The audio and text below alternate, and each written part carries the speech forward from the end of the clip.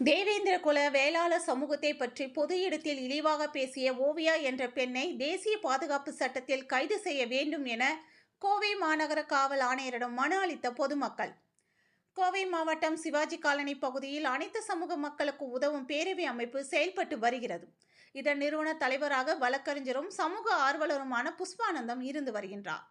இவரது தலைமையில் இன்று கோவை மாநகர காவல் ஆணையர் பாலகிருஷ்ணனை சந்தித்து புகார் மனு ஒன்றை வழங்கினர். அந்த மனுவில் தமிழகத்தில் தேவேந்திர குல சமூகத்தை சேர்ந்த மக்கள் சுமார் 1.5 கோடி பேர் வசித்து வருகின்றனர். அவர்களின் தொழில் வேளாண்மை சார்ந்த தொழிலாக உள்ளது.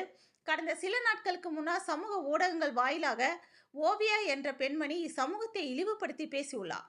இவர் மீது தமிழகம் முழுவதும் தேவேந்திர குல வேளாளர் சமூக மக்கள் புகார் அளித்து வருகின்றனர்.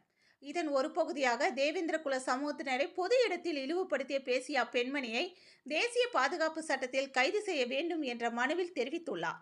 இந்த மனு அளிக்கும் நிகழ்ச்சியில் சாரல் அமுதம் அறக்கட்டளையின் நிறுவனர் ராஜிசாமி, வழக்கறிஞர் குமாஸ்தாக்கள் செல்வராஜ், பழனியப்பன், குறிச்சி மணிமாறன், இந்திரன் இதழ் ஆசிரியர் உலகநாதன், முருகராஜ், அசோக் பன்னாடி, பேச்சுமுத்து திருமுருகனார், செந்தூர் பாண்டி, வளரும் தமிழக சந்திரன், சுந்தராஜ், மணிமாறன், மாணிக்கமலர், வீராசாமி, முன்னாள் உதவி ஆய்வாளர் பார்த்திபன், ராஜேந்திரன், குணிசை கோபால், குணிசை ராஜேந்திரன், ராமதாஸ், தங்கவேல், மயில்வாசகம், சிவராஜ், இரகூர் தங்கராஜ் உள்ளிட்டோர் பலர் கலந்து கொண்டனர் என்பது குறிப்பிடத்தக்கது.